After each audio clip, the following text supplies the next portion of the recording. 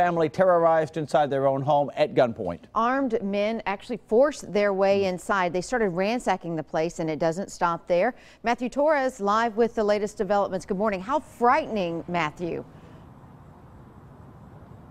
Well, it makes you think twice about of all the times that they were robbed, that this was during a time she was bringing her groceries in. Something as innocent as that this family of four was certainly terrorized by what police say 3 men with guns did last night. So this happened late last night at the woman's home on Trousdale Drive. Police say she just got there. She asked her 2 adult daughters and one of her daughter's boyfriend to help bring the groceries in. And that is when police say 3 unknown men, 2 with guns, then forced their way inside the home and ransacked it pretty much. They took off with they got away with the money inside as well as jewelry. But like you said, it did not stop there. Police say the 3 men then forced the victims to get into a vehicle with their guns and drove them to 2 nearby ATMs to withdraw money.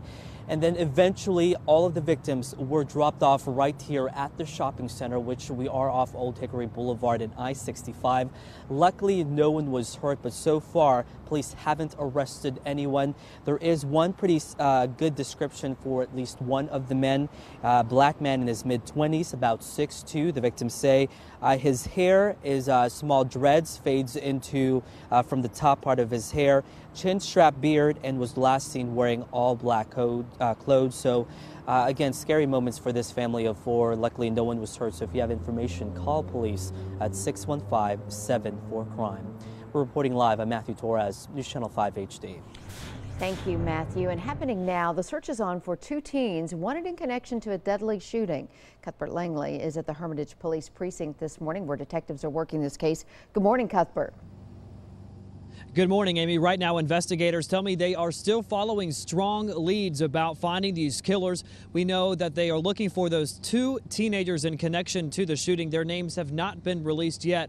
We are learning more about the victim this morning. Take a look at his picture. This is in overnight. This is 20-year-old Keenan Napier. At this point, police believe Napier was in some sort of a dispute with the 2 teenagers they are looking for yesterday afternoon. And then around 5 o'clock last night, police got a call about an incident at a home on Glastonbury Road. After investigating for some time, officers then went over a couple of blocks to a home on Patricia Drive. When they got there, they found the victim lying dead in a yard behind the home.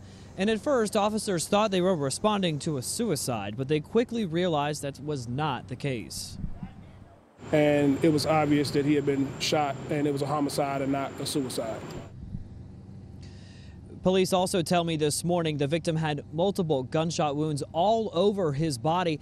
At the time of his death, there was an aggravated robbery warrant out for Napier's arrest. At this point, police say it's still too early to tell if there's some sort of a connection between that robbery and his death. We are expecting much more information to come out a little later on this afternoon. And of course, we will have updates beginning this afternoon on News Channel 5 at 4 p.m. For now, we're live here at the Hermitage Police Precinct. I'm Cuthbert Langley, News Channel 5 HD. All right, Cuthbert, thank you. The man responsible for stopping a terrifying hostage situation in the Sumner County Jail talks for the first time. I think when he first walked in, he said that the police were going to kill him, and there's a bunch of people coming with him today.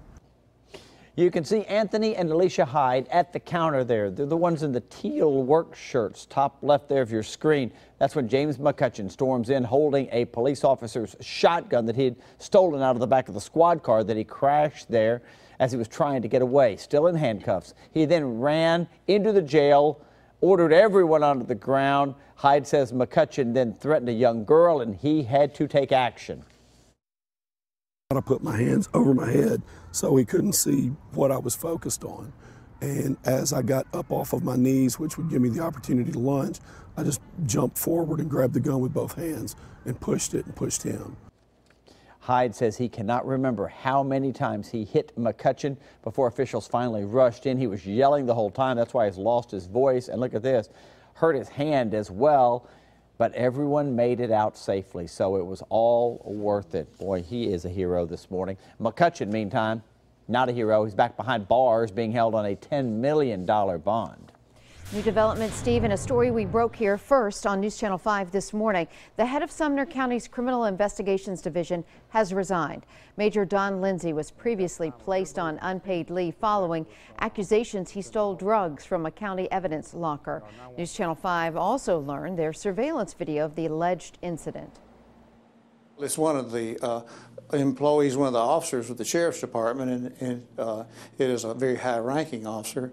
And Major Lindsay has been around for a long, long time, an excellent investigator, well known by everybody and well liked by everybody. And it was just a shock to find out that he was the subject of this investigation. Keep in mind, no charges have been filed. The TBI is investigating. Right now, police are searching for a couple accused of breaking into a car at the YMCA parking lot. Hendersonville police say they've got surveillance video showing Joe Sweat and Alexis Beelan breaking into a car, stealing the victim's wallet. In fact, we've reported on several car break-ins at area gyms lately and even churches. If you know where Sweat or Beelan may be, call Hendersonville police this morning. The FAA investigators will be back at the scene of a deadly plane crash in Hickman County this morning. James House III died when his single engine went down near New Hope Road in Bon Aqua Wednesday. We're told he was en route from Shelbyville to an airport in Alabama when something went wrong. The cause of that crash is remaining under investigation. Thousands of drivers hitting the road this holiday week, and one less thing to worry about: construction. TDOT is opening up all the construction-related lane closures starting at noontime today, and it will stay that way all the way through 6 a.m. Tuesday. AAA says 30 million Americans will be driving to their destinations this long Labor Day weekend, including about 600,000 right here in Tennessee. And it doesn't hurt that gas prices are down. In fact, at a 10-year low for this time of the year. The average price per gallon in Tennessee is $2.12, fourth cheapest in the country. You gotta love that.